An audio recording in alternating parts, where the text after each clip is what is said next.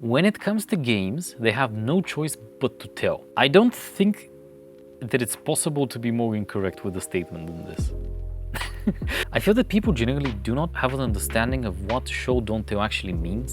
Because if you're not a writer, I'm gonna assume you're not, sorry if you are, and I tell you that the leading principle you should follow in your writing is show, do not tell,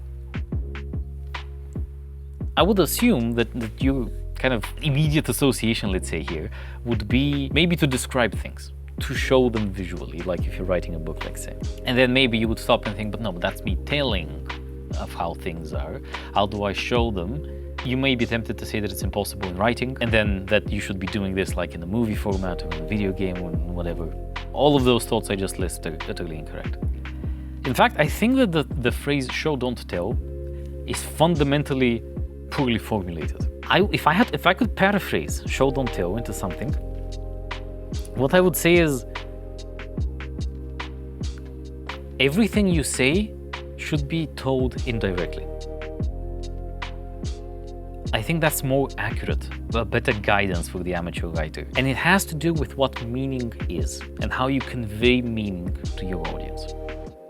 When you're writing a story or doing world building, even if it's for a game, a movie, book, you should stop and ask yourself why you're doing this. Why are you writing?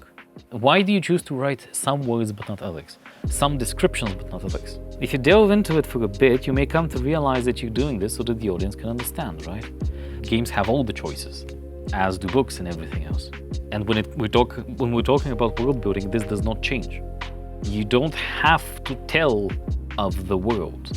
In fact, in the very examples that he gives, that the good components of Bethesda games and the like, the examples he gives actually express this. Like he says that games have no choice but to tell, and yet he gives an example of Bioshock. If you want to know how this world trades with the outside world, well, you can go there.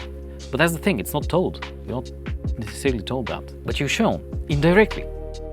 You go to a place, and what the place is juxtaposed against the setting in which all of this is taking place.